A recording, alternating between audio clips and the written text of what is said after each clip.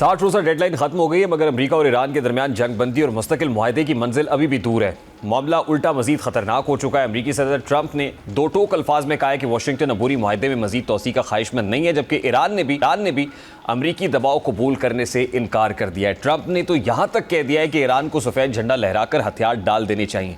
यानी मुज़ाकरात की मेज़ पर बैठने से पहले ही वाशिंगटन तेहरान से सरेंडर का मुतालबा कर रहा है।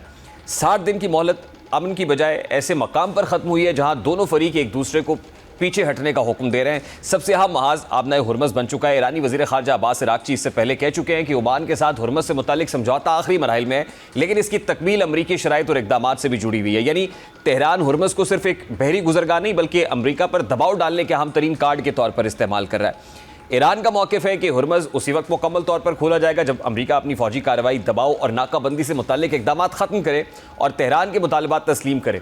ईरान का लहजा अब पहले से कहीं ज़्यादा सख्त है। ईरानी वज़ीर ख़ारजा अब्बास इराक़ची उन्होंने आबनाए हुर्मस के मामले पर वाज़ेह किया है कि तेहरान अमरीकी दबाव के सामने सरेंडर नहीं करेगा, झुकेगा नहीं। एक सीनियर ईरानी अहदेदार ने खबरदार किया कि अगर सफारतकारी नाकाम हुई तो इसकी पॉलिसी दिफाई नहीं रहेगी बल्कि मुकम्मल जारहाना होगी। ईरान हुर्मस और पूरे खत्ते में कशीदगी बढ़ा सकता है। अमरीकी बहरी नाकाबंदी तोड़ने के लिए बरवक्त और दुरुस्त फ़ौजी कार्रवाई का रास्ता भी इख्तियार किया जा सकता है। अमरीकी सदर ट्रंप ने ईरान के साथ साथ ओमान पर हमले की धमकी भी दे दी है, जिसने जलती पर तेल का काम किया है। ईरान के साथ राब्तों के हवाले से अमरीकी सदर का कहना है कि उनकी टीम ईरान की पासदारानी इनकलाब के साथ मुज़ाकरात कर रही है, लेकिन तेहरान से फ़ौरन तरदीद आ गई।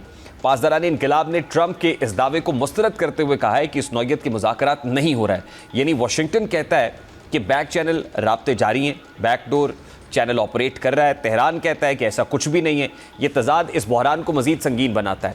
मशरिक़ वस्ता की बिगड़ती सूरत हाल पर तुर्की ने भी मैदान में कदम रखा है और तुर्की भी सफारतकारी का रास्ता खुला रखने की कोशिश कर रहा है। तुर्क सदर रजब तय्यब एर्दोगान ने ट्रंप से टेलीफोन पर राब्ता करके कशीदगी कम करने और ईरान के साथ सफारतकारी जारी रखने पर जोर दिया है। तुर्क ऐवान सदर के मुताबिक एर्दोगान ने कहा है कि मौजूदा सूरत हाल में सफारतकारी का भरपूर इस्तेमाल इंतहाई अहम है और तुर्की अमन की कोशिशों की हिमायत जारी रखेगा। अब एक तरफ सालिस अपना किरदार अदा कर रहे हैं, दूसरी तरफ दोनों फरीकैन एक इंच भी पीछे हटने को तैयार नहीं है। 60 रोज़ा डेडलाइन ख़त्म हो गई है और इस डेडलाइन में तोसी होती हुई नज़र नहीं आ रही है।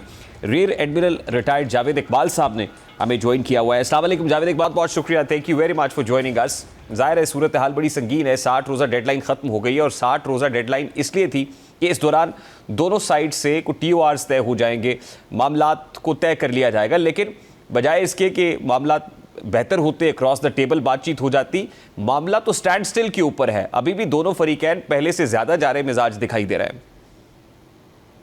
जी बिल्कुल, बहुत शुक्रिया रेहान साहब मुझे इनवाइट करने के लिए। बिल्कुल ये बड़ा एक इम्पॉर्टेंट इस वक्त एक लम्हा है कि जब 60 डेज का सो कॉल्ड मैं कहूँगा सीज़ फायर ख़त्म हुआ है। हालांकि सीज़ फायर ये कटा फटा सीज़ फायर था, लहूलुहान सीज़ फायर था। इसमें दोनों हरीफ जो हैं आपस में एक दूसरे पे हमले भी करते रहे। ब्लॉकेड्स जो हैं वो अभी तक इन्फोर्स है और जैसे प्रेसिडेंट ट्रंप ने इसको कहा कि जी ये एक वॉल ऑफ स्टील है, हुर्मस पे हमने बना दिया ब्लॉकेड, तो इसको कॉन्टेस्ट किया ईरान ने।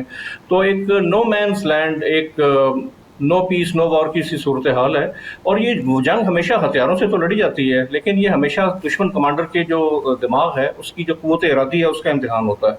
तो अब ये वो लम्हा आ गया है कि जब ईरान को इस स्टेटस को में अपनी फतह नज़र आ रही है। आपको याद होगा उन्होंने अभी थोड़े दिनों पहले ऐलान किया था कि हम तो जनवरी 2029 तक इसको होल्ड आउट करेंगे, और जनवरी 2029 आपको पता है कि ट्रंप का सनसेट होगा, उनकी 4 साल मियाद ख़त्म हो जाएगी।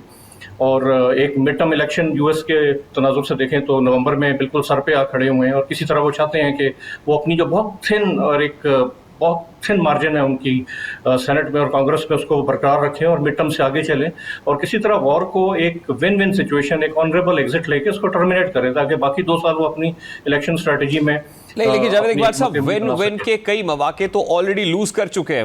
वो नैरेटिव बिल्डिंग करते हैं, ऑप्टिक्स क्रिएट करने की कोशिश करते हैं। अभी कहते हैं पासदारानी इनकलाब के साथ बात हो रही है, उधर से स्टेटमेंट आ जाता है कि हमारी कोई बैकडोर चैनल ऑपरेट नहीं कर रहा है।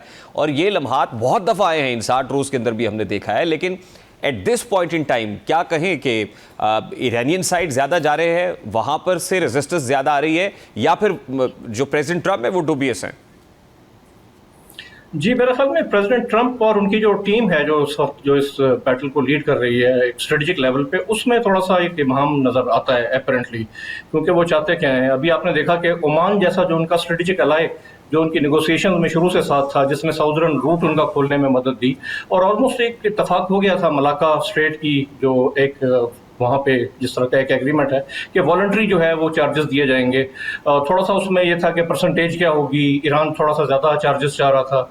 ये टॉल नहीं है, ये एक सर्विसेज फ़ी है, इसको सर्विसेज फ़ी का नाम दिया जा रहा है। लेकिन आपने देखा होगा कि बड़ी स्ट्रॉन्ग स्टेटमेंट आई कि जी हम ओमान को भी जो है वो जो है तबाह करेंगे कि अगर उसने हमारे रास्ते में आने की कोशिश की। तो मेरे ख्याल में ओमान जो है वो भी उसको भी अपनी लिमिट्स समझ में आ गई हैं कि वो एक हमेशा से एक न्यूट्रलिटी का एक अलंबरदार रहा है, लेकिन इस केस में हमने देखा कि वो एक यूएस कैंप के जरिए इसका एक हल निकालने के लिए बेसिकली वो एक निगोशिएट कर रहा था। बड़ी एक टफ सी सूरत हाल है, और मैं इसको तो एक जैसे रोमन एम्पायर थी उसका एक जनरल था बड़ा मशहूर फेबियन, तो उसका स्ट्रेटजी ये थी कि जंग को तूल दे दिया जाए ताकि जो मुखालिफ ताकत है उसको बरतरी हासिल है। वो थक हार के खुद ब खुद ही एक जैसे 1000 कट्स का कहते हैं, bleeding to death with 1000 cuts, तो इस तरह की स्ट्रेटजी पे इस वक्त ईरान कारामद है, और दे कैन होल्ड। उनके पास जोग्राफिया है, उसकी ताकत है, उनके पास अवाम की ताकत है, उनकी लीडरशिप डिस्पाइट जो लीडरशिप को वाइप आउट किया गया उसके बावजूद उनकी लीडरशिप मुतहद नज़र आती है। अभी आपने देखा कि उनकी मिलिट्री लेवल पे काफ़ी चेंजेस नज़र आई। ज़्यादा कहा जा रहा है कि हार्डलाइनर्स और ज़्यादा आ गए और ईरान का स्टांस और सख्त हो गया। तो बड़ी नाजुक सूरत हाल है। जैसे आपने कहा कि विन विन सिचुएशन को लूज़ कर दिया गया, वाकई ये बहुत बदकिस्मती है। इस्लामाबाद MOU मेरे ख्याल में एक लैंडमार्क एक एग्रीमेंट था, और उस वक्त ये मौका था कि 60 दिन के अंदर अंदर इस मामले को हल कर दिया जाता, लेकिन हमने देखा कि ईरान को कॉन्फिडेंस पे लिए बगैर साउदर्न रोड खोला गया, जिस पे ईरान ने रिएक्ट किया, और अभी तक ये 60 दिन गुजर गए। जावेद इकबाल साहब, इस सारे फस और कियोस के अंदर मीडिएटर्स कहाँ खड़े हुए हैं? टर्किया का स्टेटमेंट आया है, पाकिस्तान मीडिएशन कर रहा था, इस्लामाबाद अकॉर्ड हुआ, लेकिन पाकिस्तान, टर्किया और सऊदी अरेबिया ने मिलकर जो एक ट्राइलेटरल एग्रीमेंट किया है, दिफाई मुआहदा हुआ है, क्या उसके बाद ईरानियंस जो हैं वो ज़्यादा एग्रेसिव हैं? और फिर ज़ाहिर है उस मुआहदे के बाद एक तो तेहरान वाला कॉम्पोनेंट अलहदा है, इधर से जो गल्फ़ स्टेट्स अगर इकट्ठी होती हैं तो क्या U2 और I2 का जो एग्रेशन है, ऑल्दो प्रेसिडेंट ट्रंप ने गुज़श्ता रोज़ उस मुआहदे का भी खैर मकदम किया, लेकिन इंटरनली क्या वो भी जलती पे तेल का काम कर रहा है? जी, जैसे मैंने कहा कि ये अगर वर्ल्ड वॉर नहीं तो एक आलमगीर मसला ज़रूर है, और जब इतना बड़ा मसला एक आया तो बैलेंस ऑफ पावर एडजस्ट हो रहा है। जब ज़लज़ला आता है तो टेक्टोनिक प्लेट्स हिलती हैं, कॉन्टिनेंट्स हिल जाते हैं। तो इसी वजह से हमने देखा कि जो यूएस का एक रोल था, एक सिक्योरिटी प्रोवाइडर था, वो जो गल्फ कंट्रीज़ के लिए उनके बेसिस थे, तो उन्होंने एक वाज़ेह रिट्रीट नज़र आया उसमें, जो सऊदी लीडरशिप के तहत एक आपने देखा मल्टीनेशनल नेवल डिफेंस कोalition सामने आया, जो कि अभी फिलहाल हुर्मस की तरफ उसका जो है मुतमईन नज़र नहीं है, वो बाब अल मंदब और रेड सी को देख रहा है। इसी तरह जो ट्रिपरटाइट जो एक एग्रीमेंट हुआ है पाकिस्तान, सऊदी अरब और तुर्की का, ये एंटी ईरान नहीं है। तीनों मुल्क के जो लीडरशिप है उसको बड़ा क्लियरली कह चुकी है कि एक रीबैलेंसिंग है, कि एक पावर का वैक्यूम जो united But do you think Iranians were taken on board? I have no first hand information, लेकिन ये बिल्कुल मेरा मुताला यही कहता है कि उनको ज़रूर जो एक मीडिएशन, आपने मीडिएटर्स का रोल पूछा, तो मीडिएटर्स का यही रोल है कि तमाम पार्टीज को ऑन बोर्ड रखना। और दूसरी तरफ प्रेसिडेंट ट्रंप अगर खैर मकदम कर रहे हैं तो क्या इसको रियलिस्टिक टर्म्स में देखना चाहिए, या फिर वो भी ऑप्टिक्स के लिए, जिस तरह वो कहते हैं यहाँ पासदारान इनकलाब से बातचीत हो रही है, वो कहते हैं हमारे साथ कोई बात नहीं हो रही, यहाँ खैर मकदम करते हैं और दूसरी तरफ उसका नज़ला भी गिरे, क्या ये भी मुमकिन है? जी बिल्कुल, देखिए इस वक्त बिल्कुल बहुत डेस्परेट है स्पेशली यूएस साइड, और मैं सही समझूंगा कि ईरान की भी ये मजबूरी है, क्योंकि कोई भी मुल्क जो है वो ताउम्र जो है वो जंग नहीं लड़ सकता। उनको एक ऑनरेबल एग्जिट चाहिए, उनको रिकंस्ट्रक्शन चाहिए, इकॉनमी बेहतर उनकी होनी चाहिए, क्योंकि ये टोटल वॉर तो नहीं है मेरे ख्याल में, ना ही उसको अमेरिका इस तरह ले रहा है। अभी हमने देखा कि थोड़ा सा एक इंडिकेशंस मीडिया में फीलर्स छोड़े गए कि सैमसंग ऑप्शन या एक टैक्टिकल न्यूक्लियर वेपन्स का भी इस्तेमाल किया जा सकता है, लेकिन ये मेरे ख्याल में सारी स्ट्रेटजिक मैसेजिंग है, नर्व्स को आजमाया जा रहा है। जैसे मैंने कहा कि विल पावर और क़ुव्वत खुद इरादी को आजमाया जा रहा है। तो सीज़ फायर ख़त्म हो जाने के इम्प्लीकेशंस क्या देख रहे हैं? अगर स्टैंड स्टिल पे रहती है पोजीशन तो सीज़ फायर तो ख़त्म है, अब तो कोई ऐसा कोई इंटरिम एग्रीमेंट मौजूद नहीं है, कोई एग्रीमेंट इन प्लेस नहीं है, तो व्हाट विल हैपन नेक्स्ट? जी, मैं तो जैसे मैंने पहले कहा कि ये सीज़ फायर कोई उस तरह का black and white seize fire नहीं था, इसके अंदर भी हमले चलते रहे, और सीज़ फायर के ख़त्म हो जाने से भी हमले इस तरह इवेंट बेस्ड चलते रहेंगे, एक मैसेजिंग चलती रहेगी, हत्ता कि कोई फरीक जो है वो एक आउट ऑफ द बॉक्स कोई रद्द अमल ना दे। जैसे ईरान की तरफ से IRGC की तरफ से बड़ा स्ट्रॉन्ग स्टेटमेंट आया कि हम एक दफ़ा फिर प्रीएम्प्ट कर देंगे और सब कुछ तबाह कर देंगे। अंडर वाटर जो सी केबल्स हैं, जो कम्युनिकेशन पूरी दुनिया की इंटरनेट और डेटा और बैंकिंग डेटा और फाइनेंशियल हब है, बैकबोन है, उसको हम काट देंगे। बहुत स्ट्रॉन्ग स्टेटमेंट है ये। इसी तरह अमेरिका की तरफ से ही, लेकिन मेरे ख्याल में ये एक रैशनैलिटी प्रिवेल करेगी, मैं समझता हूँ, और एक विन विन सिचुएशन की तरफ ही ये चीज़ जाएगी। दोनों फ्रीक इसको अपना विन समझेंगे, लेकिन इसका खमियाजा सदर ट्रंप को अपनी इलेक्शन में, स्पेशली मिड टर्म में, उनको शिकस्त की सूरत में देखना पड़ेगा। बट सर, अभी तक $1 बिलियन क्वेश्चन तो ये है कि how long will it take?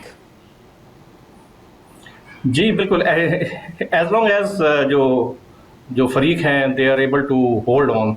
जैसे मैंने कहा कि क्लैश ऑफ विल्स है। आपने देखा कि यूएस की तरफ से आर्मामेंट में, मिसाइल्स में। जी बहुत बहुत शुक्रिया, बहुत शुक्रिया। जावेद इकबाल साहब, rear admiral retired Javed, defence analyst हमारे साथ मौजूद थे।